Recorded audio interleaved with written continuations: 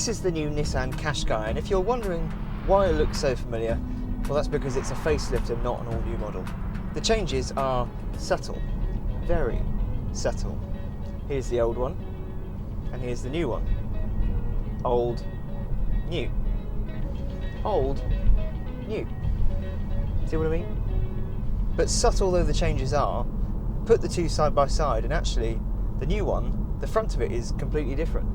The lights are longer, the front grille is different, the bumper's different, and even the Nissan badge is different, because on the old model, well, you just used to get a Nissan badge, whereas on the new one, on some models, on some of the higher spec models, the badge is flat, and that's because the radar systems that this car uses to stop you crashing into the car in front, for example, they sit behind the badge. So rather than having a black lump of plastic somewhere on the front bumper, it's all hidden behind the badge. I quite like that. The rear lights are different too, the wheels are different. I've got a vivid blue paint, which is £745. I really like that, although it's expensive. And the interior's been given a bit of a refresh too. Probably the most notable thing on the interior is the steering wheel. It's got a new steering wheel. Now this is the range-topping Techna Plus model, so it's got really lovely leather seats, are electrically adjustable, so I can get myself into quite a decent driving position, panoramic roof, and it's got a Bose stereo system as well. All good things. But overall, the changes are beyond cosmetic, which is what matters. The dampers have been retuned, and some of the rubber mountings and the suspension have been changed. The anti-roll bar's stiffer, and the power steering has been tuned as well, so it should feel slightly more natural and also return to the centre much more naturally. The powertrains are identical. In terms of diesels, you've got a 1.5 litre with 110 brake horsepower. You've got a 1.6 litre with 130 brake horsepower, and that comes with either a 6-speed manual or a CVT gearbox. And then you've got that same engine with a manual gearbox, but with 4-wheel drive rather than front-wheel drive. For petrols, you've got a 1.2 litre with 115 brake horsepower, either a 6-speed manual or a CVT, or you can go for a 1.6 litre with 160 brake horsepower and a 6-speed manual. That is what I've got in this car.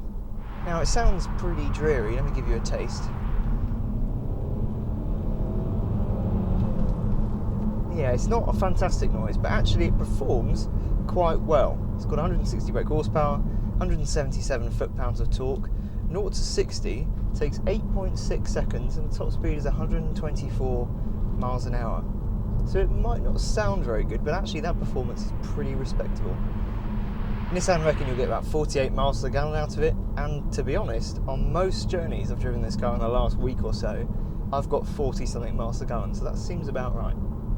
The suspension is comfortable, it's controlled, and actually you could do long journeys in this and you'll be absolutely fine, and also it's quite quiet in here. But when you get to twisty bits of roads as well, it doesn't lose its composure, it's still actually pretty good. Is it worth the money? In this case, in range topping trim, £29,995. Yes, I think it is at the moment, and that's because it's still very good at what it does.